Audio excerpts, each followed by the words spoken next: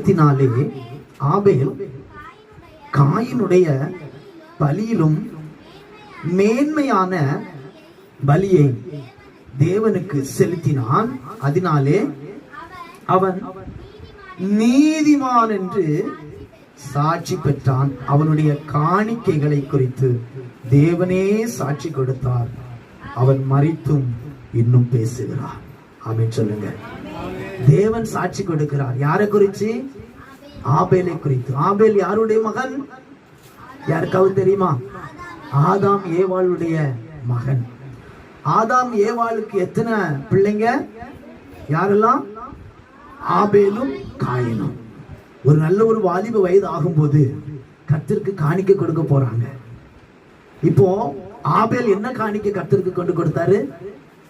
சொல்லுங்க சத்தமா.